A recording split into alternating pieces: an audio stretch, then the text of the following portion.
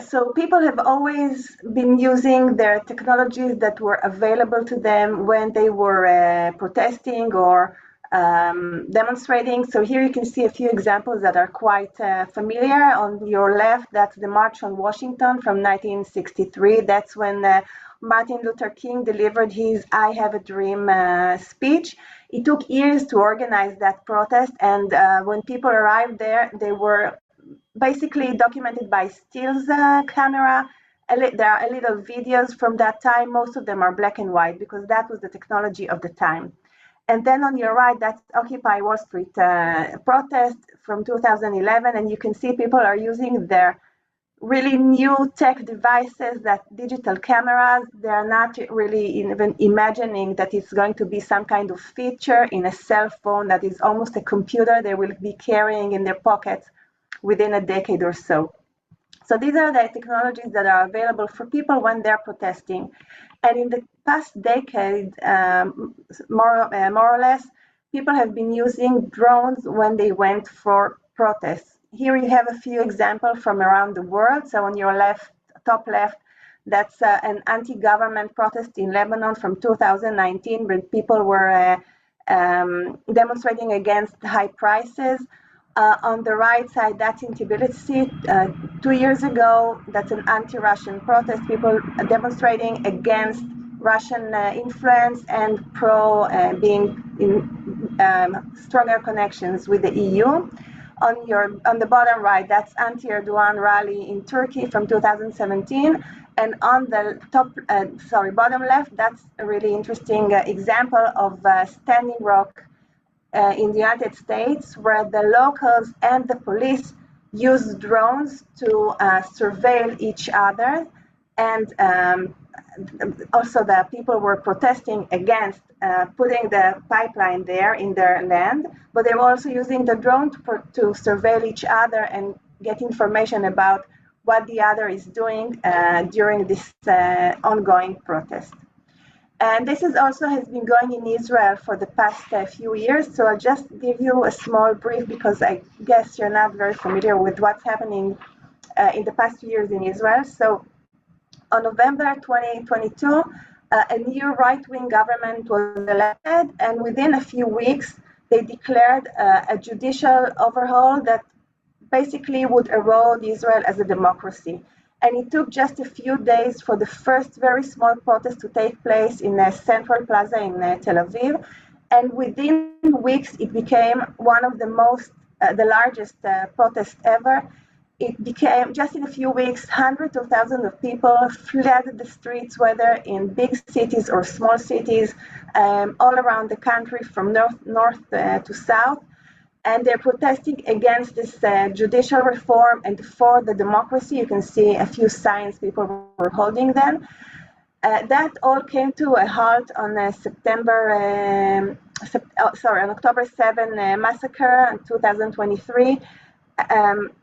No demonstrations were happening for a few months, and they started again. First, for the release of the hostages. That was the demand from the government to do whatever in its power to release the hostages, and later on to release the hostages and end the war. Lucky enough, all the last hostages were released on last October, on October 2025.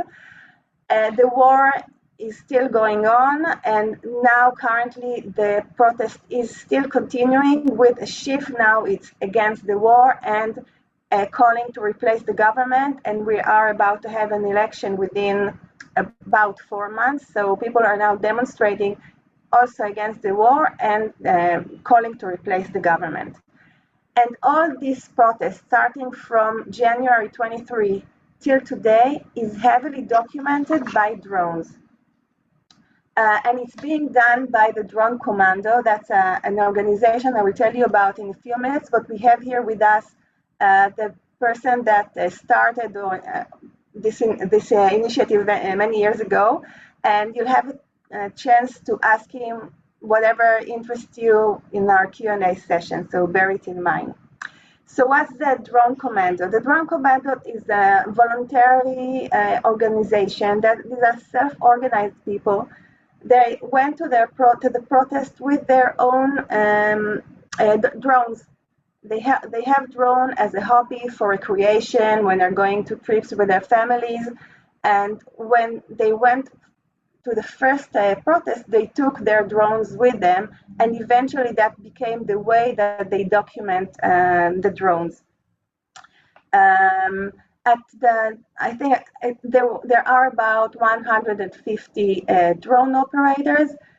Many of them are in the central of Israel, in the big cities, but they're also in villages and more faraway places, whether in the north or the south. And whenever there's an event, some of the events are in the diary. Like everyone knows that every Saturday evening there are protests all around the country in dozens of places. But also some of the events are unique when there's a march, a certain march, or escorting someone that is going to court, and so the organizers are contacting the drone commando, asking them to come with a drone and document this event.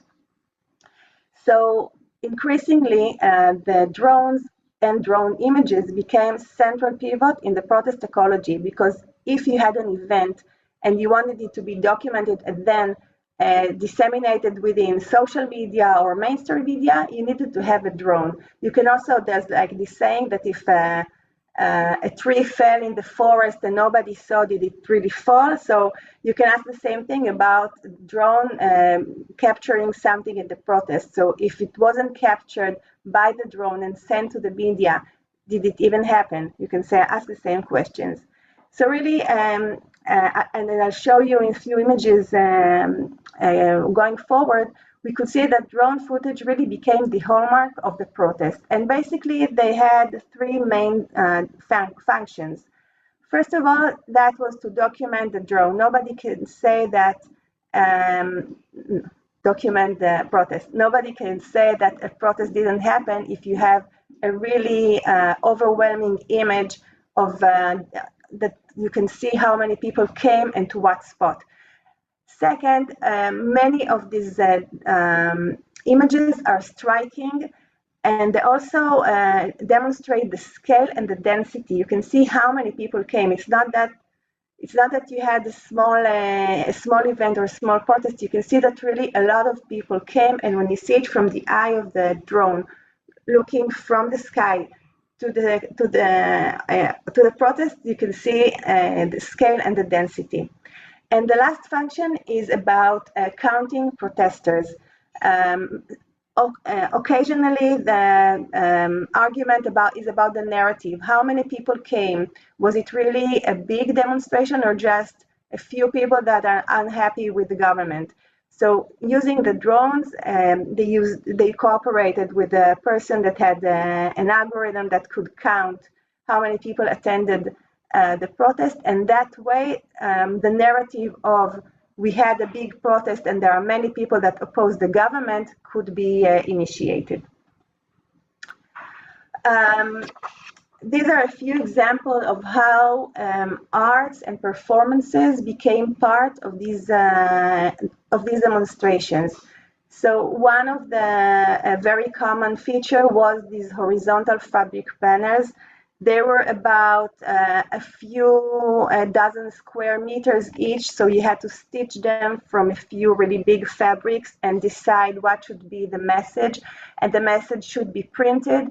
And then coming the day of the protest, again, it was every Saturday evening, a few volunteers would come early and they would fold it in a certain way that would be easier to open during the protest. And they would also place it parallel to the main stage where speakers will come and talk. So then suddenly during the protest, you will find yourself as a protester there holding these big fabric signs with messages, and you can see that the images are really strong. They're really motivating, and it was also, many of them carried messages in English, so they were not only aiming for Israeli audiences, but also for audience abroad. So this is one example. Another really interesting example is of an organization called Building Alternative. Sorry, that's a women initiative. And what they did is mimicking Handmaid's March from Margaret Atwood's book and TV series. If you remember, the women in the series were wearing maroon gowns and white hats. So they again used this image of women that are dressed that way with these costumes, and they would spread them within the protest. They would gain a lot of interest because of the colors and the shapes. Bennett will see the shapes that they were using, and they gained a lot of interest. And again, when this is seen from the sky, from the eye of the drone, the image is striking and is very, very strong. This is another example of these women that are wearing red shirts and white hats in a very big junction in the south of Israel, and they're forming these really nice lines. And if you stand next to them, you see nothing unique. You see people just standing next to each other wearing red t-shirts. But if you see it from above through the drone, it starts to look interesting. And what these images made is something that is really overwhelming. You can see the masses of the people. You can't see a person. If I was there, I would not be able to locate myself, but I can see that I was part of masses of people that were holding these signs and collectively trying to send a specific message that was shared by all. This is again a photo of Handmaid's March. Again, in a rural place. They have no audience here, but they're doing it to be captured as an image of a performative act that could be really motivating and strong and overwhelming, again, to be captured by the drone. So when we wanted to look into the typology, we wanted to look into these performances, we used a typology made by Tali Khatuka in 2018. There's a really nice book that we could refer you to, where she looked into many artistic performances within protests around the world, and she tried to create a typology of the choreography around these events, because basically it's not that someone, when usually we go to a protest, we're just going there, maybe we make some kind of, we wear a t-shirt or we make some sign that we want to carry, but these are events that are produced. There are costumes, choreographies, people are planning in advance how they will walk, how many people will come, what gear or costumes they need. So this is premeditated, and this is done also to be captured by the drone. So there's a cooperation and assemblage with the drone that we wanted to explore. So when we look at Tali Khatuka's typology, it carries 3 dimensions. The first is that spectacle, and I think that from the first example that I already showed you, you can see that a drone, or even before the drone, a performance within a protest can make something really dramatic. You can see scale, you can see hierarchy, you can see vulnerability, and many of the events have something that is repetitive, that is enduring, and you can follow it when it's happening or when it's evolving. The second dimension is about procession, is about the use of movement as descent, something that can dramatize proximity, solidarity, and even something that can be unpredictable.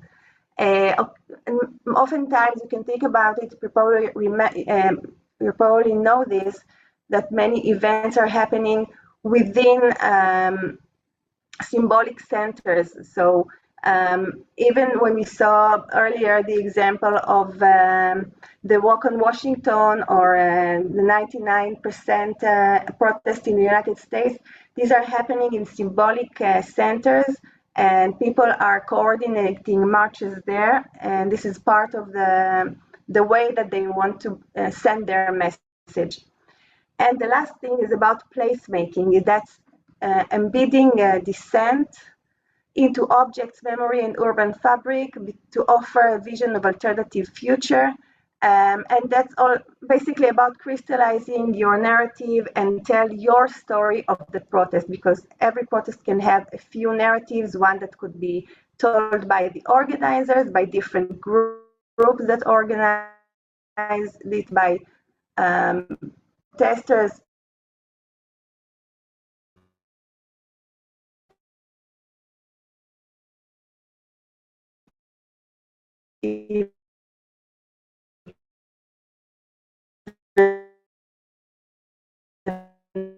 Non-protesters, people that see the apologies. We did 69 semi-structured interviews with 60 diverse participants of the protest ecology. You can see the breakdown on the table. Some were drone operators, and again, like I said earlier, we have a few of them here with us, so you can ask them later if you have any questions. We had engaged activists, people that took part in these performances, like the Handmaid's Tale. Some of the participants in these protests or these marches were engaged activists. People that did some back office or some planning, producing, or directing the performances. And we also had people that did not demonstrate, or regular demonstrated, and people that did not demonstrate, and they were like watching it from the side. Some of the people, as you can realize, were interviewed twice. The drone operators were interviewed twice before and after the abruption of the protest on October 2023. Additionally, of course, we did dozens of observations going to the protest and of course, analyzing visuals. So what are our findings? First of all, we saw that collective performances are staged for the drone gaze. So oftentimes, if you see this video that we see here, if we were to walk next to these women, to these wearing handmade costumes, we would understand nothing about how is it seen and what is their message and what do they try to tell us. But if we see it from the eye of the drone, gazing from up to bottom, we can see that they're standing in certain shapes. We could see that their heads are down, tilted down, that like they're in a dismissive stand. So what we saw that all these performances, artistic performances in protest, they all shared was first some material practices. People were self-assigning to themselves to be part of these events. They had to do rehearsals, many infrastructures, and were part of that. People had to use bodies. Yeah, they had to bring their costumes. They had props. They had softwares, makeups. So we had a lot of the things that were part of this production of the performances. That's the first thing. Now, when we go now to the dimensions offered by Tali Khatuka, we will show you how all of them were seen in the anti-government protest in Israel. So first of all, there was, and this, I think this is the main feature, these images of artistic performances that are part of the protest are amazing and they're really spectacular. So they make some kind of theatrical image with aesthetics that is really, really strong. Even if you're not sure what the demonstration is about and you're not part of it, the image is striking. Oftentimes, and we can see it here, it carries some cultural reference. So here the reference to Margaret Atwood's Handmaid's Tale, but it could be some others, like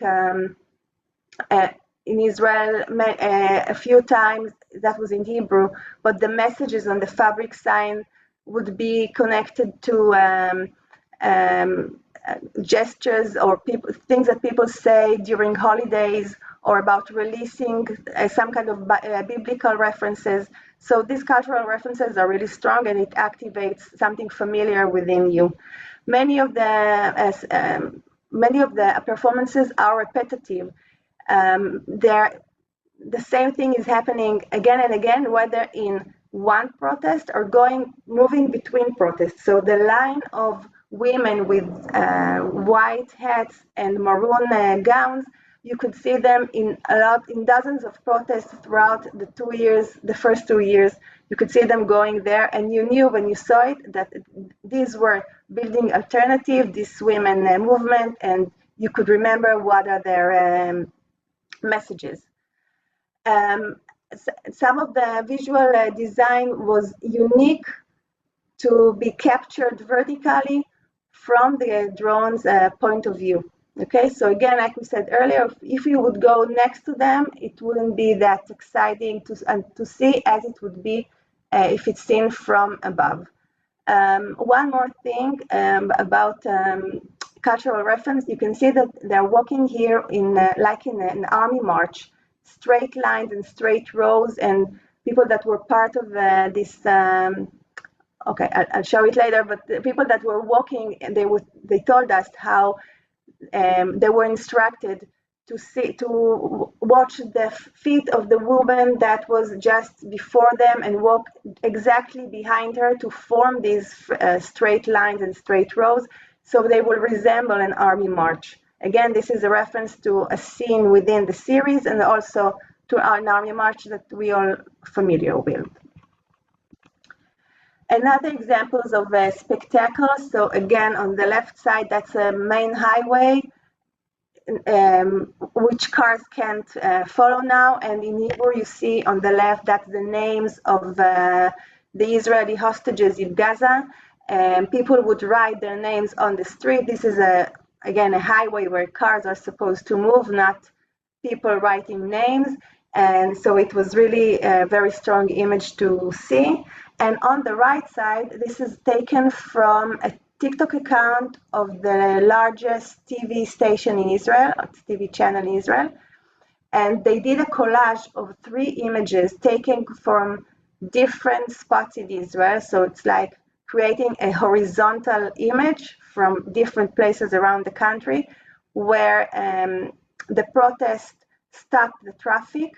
Sometimes, a few occasions, they even lit tires to create a fire and put their banners on the streets. In other occasions, they just they just stopped the traffic and carried their flags or signs, and that makes again a really spectacular image of something that is aesthetic, but again, it's also carrying the message of a protest calling to the safe return of the hostages.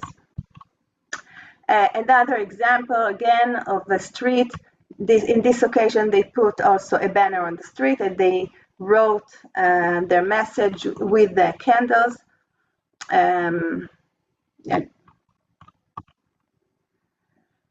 again, writing using cards to write in Hebrew. It says, "A deal will save from death." It's in a really big highway where cars are supposed to go very fast. So this is a great distinction. And it's taken from a website that tends to be a right-wing website, just to show us that these messages was used within these big media channels, and it was not just on social media, it was quoted widely. In our interviews, we heard from the protesters how they experienced the spectacle. So this is a protester that said that for her, she thought that drone images are important to make quantity visible. She wanted other people to see the perspective that can be gained in any other way. And she says, so a drone image is worth more because you really prove that you block the streets from here to here, and it makes reality visible with certainty. Talking about hierarchical staged events, another participant in the Handmaids March said, "I was very orderly and it was pretty amazing. We got instructions to work within the line, hold hands, keep steady pace. There was someone in front of me and on the side, and they called out in megaphones, you're not in a line. And we asked her, did she feel uncomfortable because someone were telling her how to walk? She was given instructions. And she said, no, I felt really great, like I was doing something big. I felt like I was part of something very big, that I was contributing with my participation. And a drone operator said that he thought his work has a very strong impact on the success of the protest. I was told that 3 of my photos physically made it onto Biden's desk. He's looking at it. The drone changed the protest narrative, and the fight over the protest narrative is a critical battle in public opinion. So this is about the spectacle dimension, and we'll move now to that procession dimension, the second dimension. That was the use of movement as descent to dramatize proximity, solidarity, and unpredictability. So first, I wanted to emphasize the dimension of synchronicity, because each event, if you look at all the images that the drones produced throughout the country, you could gain a horizontal presence of the protests. You could see people demonstrating from the north to the south in different occasions, just similar to the collage I showed you earlier of Channel 12. So in all these locations, you could get really a horizontal image of the same message carried by people in different locations. And this is another drone operator explaining, we shoot in over 100 locations, and we have something like 150 events across the country every Saturday night. We keep a daily list of all the events, and the photographers assign themselves voluntarily. The procession is also about the difference between spontaneous things and things that are pre-coordinated. Like I said earlier, a lot of the events are choreographed. There's a director, there's a choreograph, someone that is planning who should do what, what they should wear, what time they should come, what bus will take them where. But other occasions are really very spontaneous. In a minute, I'll show you, I'll play this video where you see something that was really happening spontaneously. We were standing with one of the operators that is here with us today, and he looked down and he saw these people walking with their flags under the bridge, and he asked them to wave their flags, and they cooperated, and the result is really nice. So let's see it. ביחד, בסבלנות, בנחישות ובעוצמה, גם את המערכה הזאת אנחנו ננצח. So this is a really nice example of procession that was achieved really in a spontaneous way, but it's still very, very powerful image or video. We talked earlier about the big fabric signs that people were holding, and I would like to explain the experience for you as a protester when you stand there, because this helps understand the procession dimension. So assume you're going to the protest and you're just standing there with your friends, and suddenly there's this really fast movement, and you find this fabric over your head, and you're asked to hold it and walk back because it's really, really big, and you need to make some room underneath it. So you're going back, and you're asked, people are yelling at you that you should hold it straight and hold it up and hold it strong because it's really heavy. You're disconnected from the protest at this point. You don't see the stage or the screens anymore. You hear what they're saying, but you're not sure what's going on there, and you're holding a flag with some kind of message. You're not sure what's the message. You don't know what is written there, but all this thing is happening for the drone. It's not for you. You're holding it so the drone would capture it and then would send it to media outlets or social media or other activists. And to make it easier for you, people like this guy that you see here is walking around and is saying, a few more minutes, you should hold it strong because the drone is now taking a photo, it needs a few more minutes, and sometimes they would carry their cell phones with the message showing you the image of how the flag is seen from top and what is the message of the flag that you're holding. And then in an instant, this will all end. Someone will pull the sign and everyone will fold it in the center and it ends.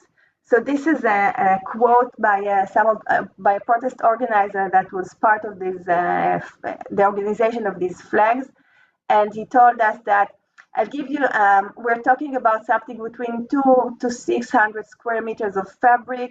And he told us about how it's getting sewed and printed.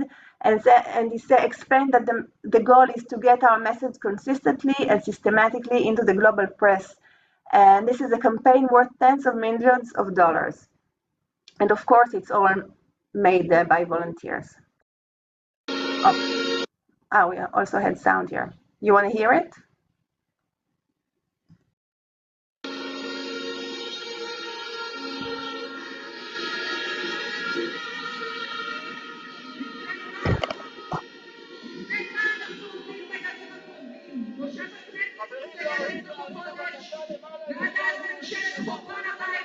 The guy you heard not the one speaking to the microphone, there was someone else saying there, guys, hold it a little more for the drone to capture it. And the synchronicity of the images is also temporal. So if I did this Google search for judicial reform and drone, and you can see a lot of images taken by drone from different places and different times, and together they create a certain impression of the procession of the protest. Lastly, we talked about using symbolic centers. So here are a few examples. On the left, that's a Facebook post about a place called Habima Center. This is a central plaza in Tel Aviv next to the largest theater and the Philharmonic Orchestra house. And it's really in the center of Tel Aviv, where the real estate is really expensive. And that symbolizes how the protest is gaining hold of really central place, and from there sending the message to people all around. And on the right side, that's again a social Facebook post from another spot that's called the Hostages Square.